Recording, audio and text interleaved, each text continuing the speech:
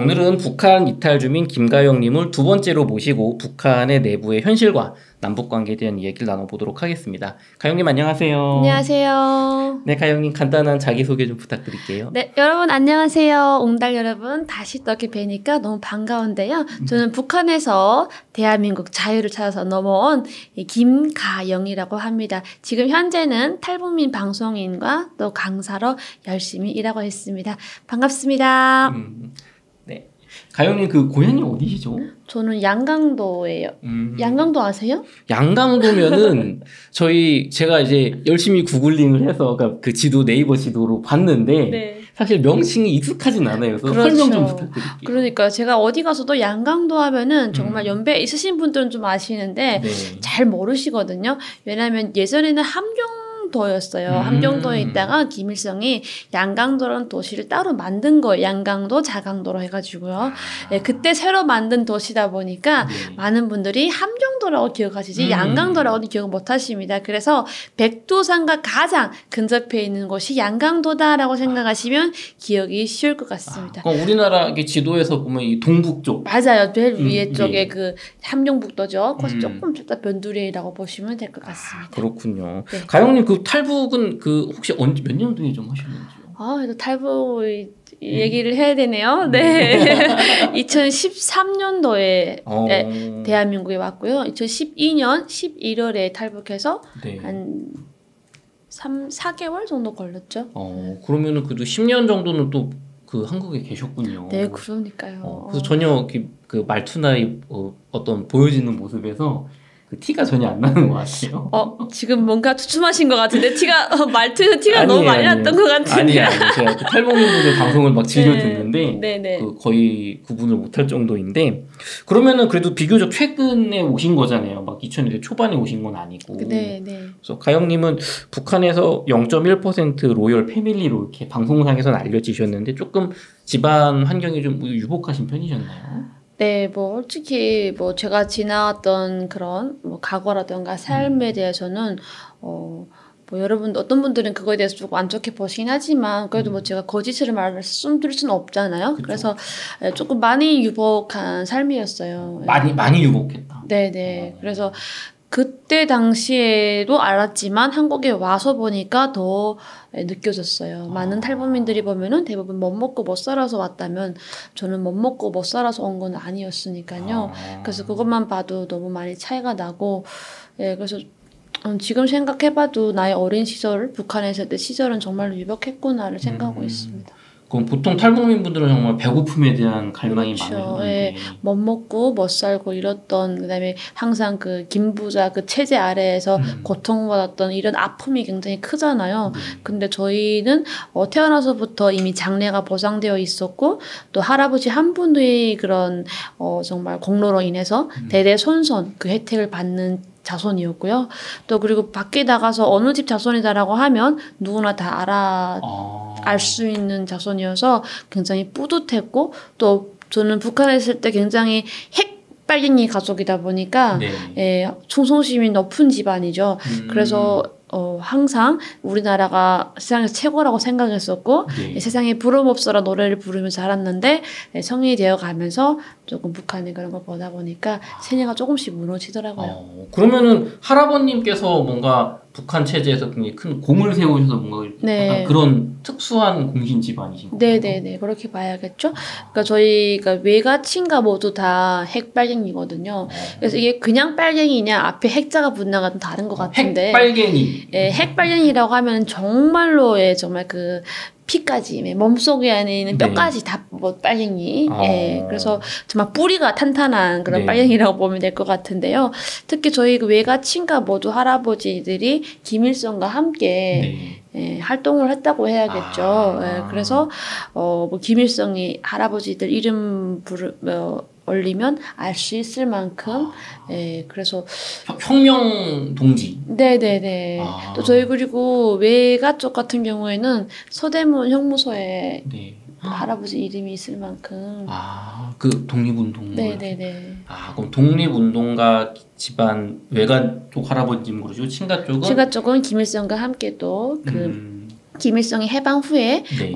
그 북한 조선이라고 하죠. 네. 북한을 건설할 때 당시 함께 일했던 예, 함께 몸을 담궜던 분이셨어요. 예, 그러다 보니까 그러면은 그 정도 집안이면 정말 북한에서는 뭐 남부러우실 게 없고 막 정말 미래가 보장되어 있는 그랬던 것 같아요. 그래서 뭐 솔직히 김정은 지금 보면 우리 TV에서 맨날 키면 나오는 뭐 그 정도의 네. 1%는 아니었지만 그래도 한 개 도에서는 최고의 뭐의 집안이 아니었을까라고 생각합니다. 그러면은 평양에 보통 저희는 한국 분들은 평양에 있는 분들이 뭔가 로열 패밀리 이렇게 네. 생각하는데 그 양강도 내에서는 그냥 최고 집안이다. 그렇죠. 예, 그래서 저희 가족 같은 경우에도 평양에 대부분 다 계시고요. 네. 저희 아버지가 태어나서 할아버지가 지방에 내려오셔가지고 지방의 그런 우리를 말하면 지방 경찰청장이죠. 네. 그런 걸 맡으시다 보니까 아빠 그 다음 우리 자손들부터는 양강도에 살게 됐던 겁니다. 그렇구나. 네. 그럼 할아버님도 그렇고 아버님도 지금 뭐 지방경찰청장. 아버님 아니 할아버님. 네, 그렇죠. 그럼 아버님이나 어머님은 좀 그러니까 할아버님들이 그렇게 일단은 그게 출신 소문 좋다고 보니까 자손들도 따라서 가게 마련이거든요. 그래서 아버지도 양강도에 있는 당간부셨고요. 당간부였고 또 어머니는 기업을 운영하는 오너였어요. 지배인이라 북한에서는 지배인이라고 하거든요.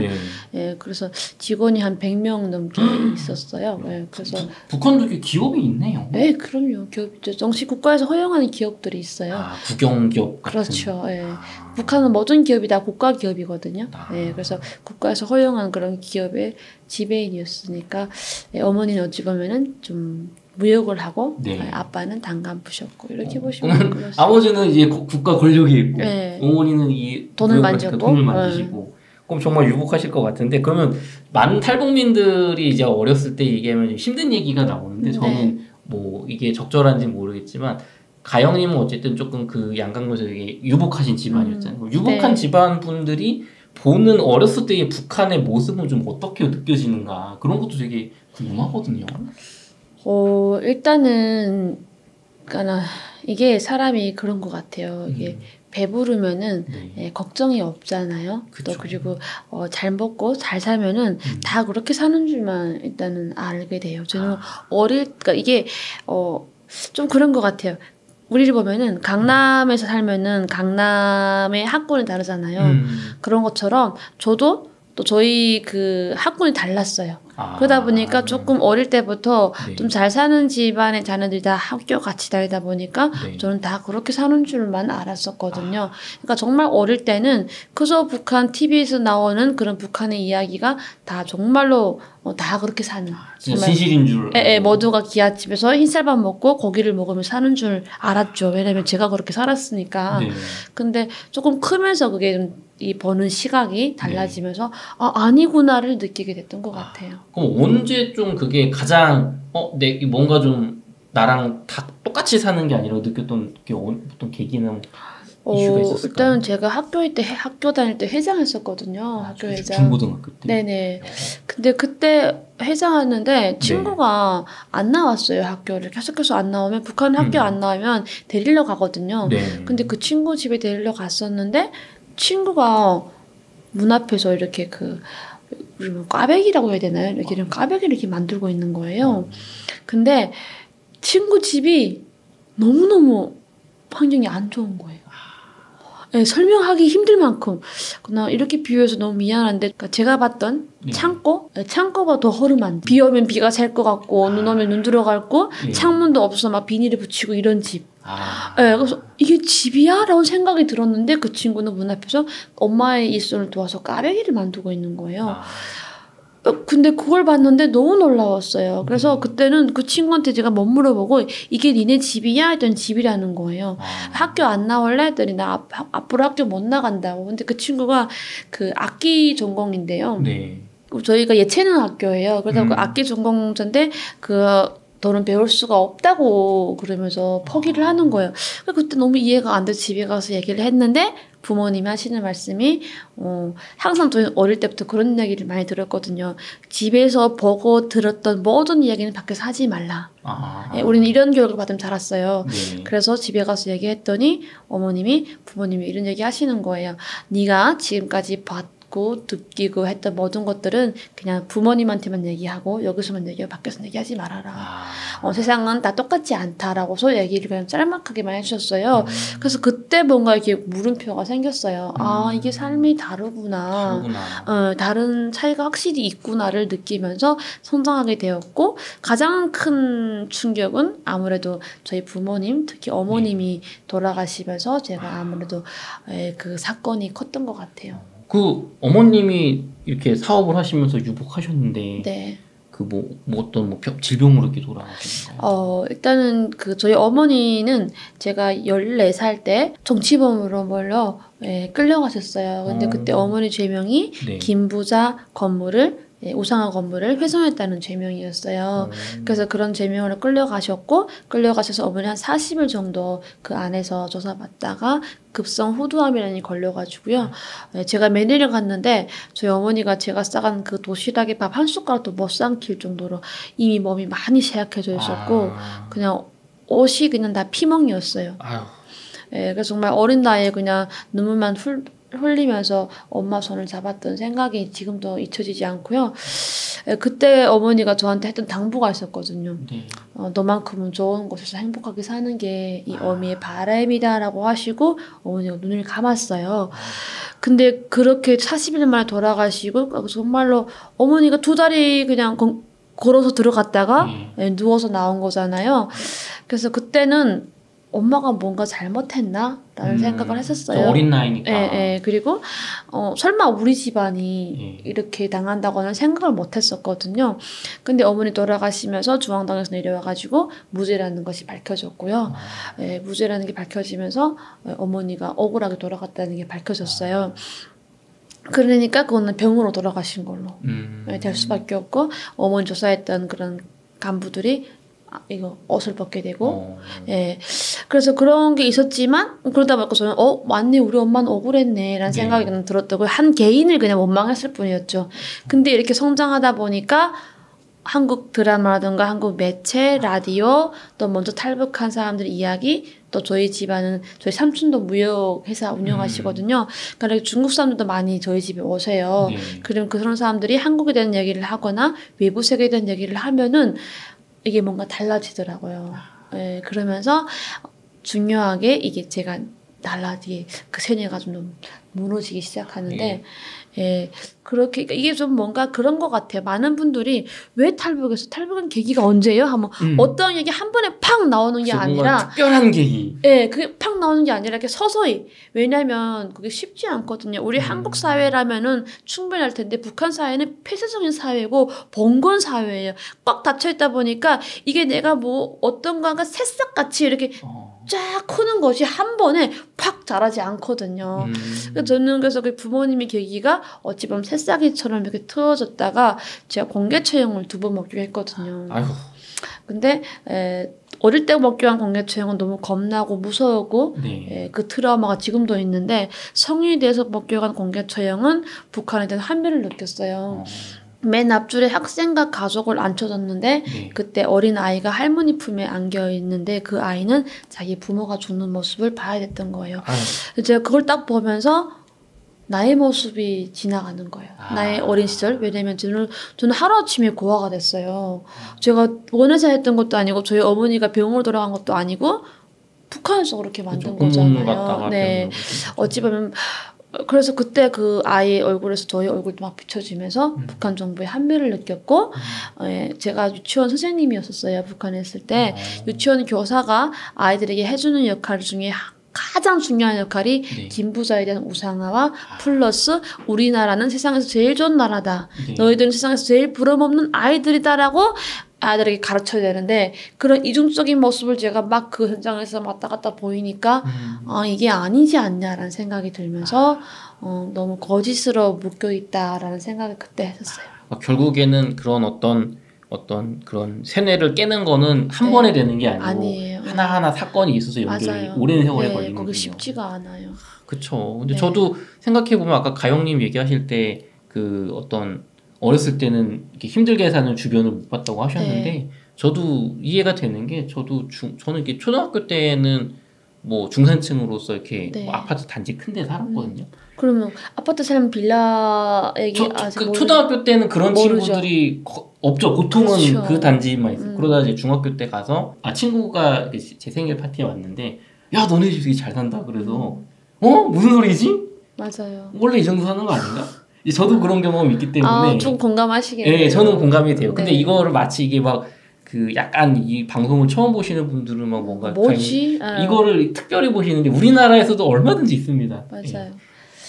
네. 사실 막 엄청나게 막 이상한 건 아니에요. 맞아요. 근데 가영님 아까 그 공개 처형을 2번을 보셨다고 하셨잖아요. 네, 맞아요. 근데 북한에서는 이렇게 공개적으로 사람들이 있는 데서 이렇게 사형을 집행하는 건가요? 아직 공개 처형하면 영화로만 본 게 전부시죠. 네, 맞아요. 네, 북한에서는요 공개 처형을 하면은 어린 초등학생 아이들부터 의무적으로 참여를 해야 돼요. 네, 그래서 공개 처형이 언제 며칠 몇 시에 있다라고 하면은 이미 전부터 공지를 해요. 네, 학교, 직장, 인민반, 그러니까 우리를 말하면 통장 아시죠? 네, 통장. 네. 통장분들이 관리하시는 그 매 집마다 이렇게 관리. 그래서 조금 조직별로 일단은 공지를 해요. 그래서 그 조직별로 공지를 하면 그 맨날 몇 시에 그 장소에 집합을 해야 되는 거예요. 그러면 맨 앞줄에 학생들이가 가족을 앉히고 그다음 차례차례 앉히면서 그 광장을 쫙 채우는 거예요. 그러니까 저희는 비행기장에서 공개처형을 많이 하거든요. 그 비행기장 넓은 판에서 딱 앉혀놓고 하는데 이렇게 피가 있잖아요. 내 몸에 이렇게 튀기는 것까지는 아니지만 튀는 느낌이 들 만큼 굉장히 가까운 거리예요. 그러면 내 몸에 피가 묻지는 않지만 그 정도 가까운 거리예요. 가까운 거리. 네. 그래서 이게 그 죄수가 저는 앞에 앉았으니까 죄수가 딱 봤을 때 손가락 움직임이 다 보일 정도고 왜냐면 얼굴은 가리니까 얼굴은 안 보이거든요. 손가락이 움직이는 게 보일 정도니까 굉장히 가까운 거리라고 볼 수가 있겠죠. 근데 그 주민들을 이분들을 공개 처형을 할 때 왜 이렇게 어린 아이들까지 와가지고 보게 하는 거예요? 왜냐면요 북한은 그런 게 있어요. 이 김일성 때부터 이 김부자들은 그 봉건 사회를 유지해야 되잖아요. 또 그리고 자기들만의 그런 체제를 유지하다 보니까 공포 정치를 일단은 잘합니다. 그래서 한 명을 죽여서 수백만 수천만에게 공포심을 조성하는 거예요. 그래서 어릴 때는 그거 보면서 무섭다 하지 말아야지. 그러니까 어린 마음에는 그렇잖아요. 부모가 하지 말라는 건 하지 말아야지. 그쵸. 이렇게 들듯이 하지 말라는 건 내가 하면 이렇게 죽는구나를 이게 이 어릴 때부터 이게 뼈에 막 각인시키는 거예요. 그리고 성인이 되어서는 그런 걸 보면서 내가 이렇게 잘못하면 내 가족 나와 그쵸. 연결되는 모든 사람 저게 죽겠구나를 보는 거예요. 그럼 내가 죽으면 내 가족이 내 앞에서 보겠지? 그럼 또 못하잖아요. 이런 거를 북한은 정말 나쁜 놈들이에요. 이런 거를 이렇게 각인을 시키는 거예요. 그래서 많은 분들이 왜 쿠데타가 안 일어나냐. 아니 왜 세뇌가 아주 꽉 차 있냐 하는데 쿠데타 세뇌가 일어날 수 없는 조건이 바로 이런 거예요. 공포 영화에서만 보던 거를 북한 주민들은 초등학생 때부터 보면서 살아야 되니까. 특히 김정은 지금 정권에서는 공개 처형을 거의 밥 먹듯이 하고 있어요. 그런가요? 지금 김정은 정권에서? 그럼요. 막 그게 이게 사람들 근데 제가 볼 때는 이게 또 조금 김정은이 조금 부작용이 날 수도 있을 만큼 너무 많이 이렇게 조이고 있다는 생각이 들긴 하는데 일단 다시 말이 옆으로 샜는데 북한은 그렇게 보면은 정말 한 명을 죽여서 무조건 수천 명에게 복종하게 만드는 그런 시스템으로 굴러가고 있어요. 근데 그 공개 처형 당하는 죄수분들은 아까 환멸을 느끼셨다고 했는데 뭔가 억울한 죽음이나 그런 게 있는 그러니까 건가요? 이런 게 있어요. 공개 처형할 때 막 제명을 밝히거든요. 근데 북한 주민들도 막 치 떨리는 제명이 있어요. 어떤 거냐면 막 한 명에서 여자 막 몇십 명을 성폭행하고 죽였다. 그렇죠. 이러면 사람들도 저 사람은 나쁜 마음 이렇게 막 해요. 그런데 그게 아니라 배고파서 군량미 옥수수를 2kg를 훔쳤다. 또 아이가 굶어 죽어서 지나가는 전기 동선을 풀어서 그러니까 끊어가지고 팔아가지고 아이에게 죽을 먹였다. 또 하나는 한국 매체의 드라마라든가 노래를 유포했다. 드라마 한국 드라마 봤다고. 네, 이런 죄로 죽는다고 하면은 많은 사람들이 조금 중어신보다는 안쓰럽고, 예, 특히 같이 못 먹고 못 사는 사람은 더 공감하겠죠. 네. 왜냐면 나도 지금 그런 심정인데 못 하고 있으니까. 또 잘 먹고 잘 사는 사람들은 우리 이렇게 혜택 받으면 먹고 사는데 저 사람들은 쌀 한 끼도 없어가지고 이렇게 죽는다고. 그렇죠. 나도 몰랐던 세계. 그렇죠. 이게 딱딱 대비가 되면서 더 한별을 느낄 수밖에 없는 것 같아요. 자녀가 굶주리고 있어서 뭐 군량미를 좀 훔쳤다. 절도긴 하지만 이게 처형을 할 정도의 죄목은 아니잖아요, 한국에서는. 왜냐하면 그렇죠. 한국이니까요. 예. 근데 북한은 워낙 식량이 없어요. 예, 워낙 식량 창고가 비어 있는데 군량미만큼은 채워놓거든요. 네. 근데 북한은 이 군량미 같은 거를 손을 대는 즉시 이거는 굉장히 절도해서 그 이상인 범죄로 취급합니다. 네, 그래서 이건 엄격하게 일단 처벌을 하고 있어요. 아니 근데 지금 국민들이 굶어 죽고 있는데. 그렇죠. 어찌 보면 전쟁 남한하고 우리나라랑 전쟁할 그 군량미가 더 우선이라는 거. 전쟁이 그럼요. 우선이다. 전쟁이 우선이다. 또 하나는 이것도 있었어요. 종교. 북한에 신이 있을까요? 신은 저 김부자 백두혈통. 맞아요. 네, 북한의 신은 김부자예요. 그런데 또 다른 신을 허용할 수가 없어요. 왜? 우리가 하나님 믿고 우리가 부처님 믿듯이 북한에는 김부자를 믿게 하는 거예요. 그렇게. 그런데 그 다른 신이 들어왔다? 그러면 붕괴가 되겠죠. 그쵸. 그래서 절대로 그 신을 허용 안 합니다. 그래서 지하 종교라는 게 조금만 있다고 하면은 바로 발굴해가지고 그건 정말 최대 범죄로 해서 3대가 어디가 사라져 버릴 만큼 다 죽이고, 네. 아니 종교를 믿었다고 3대를 숙청하거나 사용하거나. 그렇죠. 네. 하루아침에 다 없어집니다. 아니 근데 내가 저기 삼촌이 믿었지 내가 믿은 건 그렇죠. 아니잖아요. 억울하게도 우리 집안에 어떤 삼촌이 있었다는 거를 그때 죽으면서 알게 되는 사람들도 많습니다. 그렇군요, 진짜. 네. 그런 거를 정말 보면서 이건 정말 어린 나이에도 이게 공포도 있었지만 점점 말이 안 되는 거 아니야? 네. 그래서 그런 게 저는 그러니까 그건 조금 성인 되어서 제가 이건 공개 체험 보면서 느꼈던 거예요. 그래서 그때 들었던 생각이 제가 지금 와서 들었던 생각이 정말 세뇌는 한순간에 확 무너지는 게 아니라 정말 점차적으로 이렇게 싹이 트듯이 틀어가다가 무너지는구나. 그래서 그때 만약에 그럴 때 우리 한국에 대한 정보라든가 외부 세계에 대한 정보를 전혀 몰랐다면은 그 세뇌가 안 무너졌겠죠. 그런데 그 외부 정보에 대한 거를 알고 있은 후에 그걸 보니까 비교가 되면서 그게 확 무너지는 거예요. 그런데 한국에 오니까 그냥 0.001%도 없을 만큼 다 무너지더라고요. 얼마나 보기까지 하니까. 맞아요. 말씀하신 것처럼 어저께 그 북한에서 지뢰밭을 뚫고 북한 병사분이 귀순을 하셨는데 대북 확성기나 어떤 그런 드라마 같은 매체를 보고 오셨다고 하는데 그게 그런 계기가 되겠네요. 저는 많은 분들이 우리 국민들 중에서 좀 나뉘거든요. 좀 갈등이 있죠. 대북 확성기에 대한 반대도 하고 또 그거에 대한 찬송도 하는데 저는 북한을 이탈한 주민이에요. 그러다 보니까 여러분들 좀 욕해도 저는 북한을 먼저 생각할 수밖에 없어요. 그런데 내가 한국에 사니까 당연히 한국도 생각하지만 일단은 그냥 대북 확성기의 효과만 본다고 하면은 북한을 저는 생각할 수밖에 없는 게 대북 확성기의 그 효과가 엄청나거든요. 엄청나다. 네, 그걸로 인해서 지금 북한의 그 최전방에 있는 20만 이상 30만 정도 될까요? 제가 알기로는 최소 30만을 알고 있거든요. 그 병력들이 정말 확신을 가지는 그러한 계기가 될 거다. 그래서 정말 지금은 1명이 왔지만 나중에는 10명, 100명, 1000명도 올 수 있는 아주 정말 에너지 효과가 있는 것이 대북 확성기다라고 말씀드리고 싶어요. 그렇게 싫으니까 막 오물풍선 보내겠죠. 그러니까요. 그게 바로 김정은의 발악인 거예요. 싫은 거를 어떻게 할 수가 없잖아요. 그러니까 미사일 쏘는 거 돈이에요. 그러니까 미사일도 돈이죠. 어물풍선 자기들이 북한에 어물밖에 없어요. 북한에 있는 게 어물이에요. 그러니까 쉽거든요. 그거는. 미사일은 돈 들지만 어물은 돈도 안 들잖아요. 그러니까 보낼 수밖에 없는 거예요.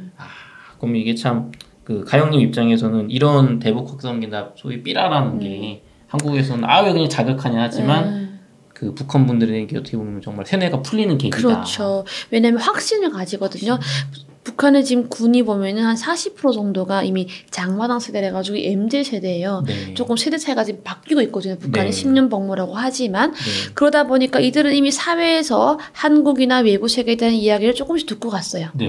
그런데 대북 확성을 딱 통해서 날씨를 듣고 뉴스를 듣고 막 우리 지금 한국 경제 얘기 들어요. 그러면 그냥 노래만 듣는 데가 돌아오는 게 아니라 네. 그런 이야기를 들은 순간 정말로 한국 잘 사는구나. 정말 내가 한국 가면은 나도 꿈을 펼칠 수 있구나. 이런 희망을 가지는 거예요. 드라마 가족이 뻥이 아니구나. 그렇죠. 내가 봤던 게 맞았네 하고 생각이 드는 거예요. 그게 없으면 이거 뭐 선전물인가? 그렇죠. 그게 없으면은 그냥 허망한 꿈으로 환상으로만 남아 있죠. 환상 같은 그냥 뭔가 이미지만 그려져 있죠. 그런데 그 환상이 대북 확성기로 인해서 깨지면서 현실이었네, 맞네라고. 나 미래 바꿀 수 있구나라고 그렇죠. 기순할 수밖에 없어. 그렇군요. 가영님 또 이어서 그 예술 전문학교 얘기도 또 잘했던 얘기 조금 더 이어가 보도록 할게요.